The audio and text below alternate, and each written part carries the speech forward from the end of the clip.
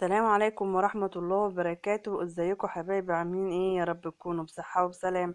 جايه لكم النهارده حبايبي بطريقة الطاجن البتنجان مع الفلفل مع كوسة. بصوا كده اللحمة دوبة دوبان، والبتنجان بصوا كده الله اكبر مستوي وجميل زي ما انتوا شايفين، طعمه جميل بجد، تجربوها. يلا حبايبي كده نسمي بالرحمن ونبدأ الوصفة بتاعتنا. بسم الله الرحمن الرحيم. انا كده الفيديو كان فاصل معايا أنا خرطت بصلتين حبيب قلبي، وقطعة زبدة مع شوية زيت لغاية ما دبلوا معايا، ونزلت عليهم بالعصير الطماطم. انا كده غسلة الرز بقى، حطيته كده بعد ما التسبيكة بتاعتنا اتسبكت. هقلبهم لغاية ما يتشوحوا معايا قوي وينشفوا على البوتاجاز زي ما انتوا شايفين كده حبيب قلبي.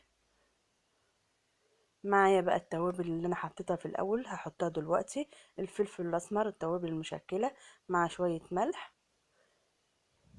هظبط الحدق بتاعه، تشوحه كده كويس قوي. انا معايا الخضره غسلاها ومنضفاها، بقدونس مع كزبره مع شبت، مخرطاهم مع قرن شطه كده زي ما انتوا شايفين. هخلي بقى الخلطه بتاعتي تهدى شويه واقوم منزله عليها كده الخضره. كده خلاص حبيب قلبي. انا كنت مجهزه بقى البتنجان كده زي ما انتوا شايفين، الكوسة والفلفل والبتنجان. معايا كده بقى الحلة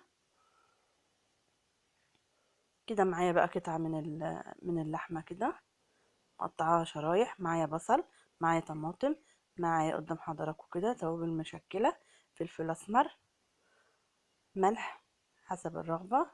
هنقلب بقى ده كله مع بعضه. هقوم نازله عليهم في الحلة كده، في قاع الحلة من تحت.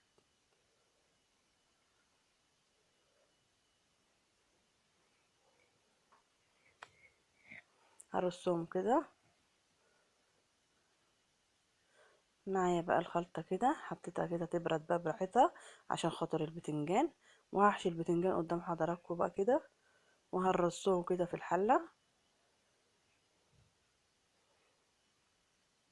زي ما انتوا شايفين كده حبيب قلبي. ما نملاش البتنجان قوي عشان خاطر ما يطقش معايا.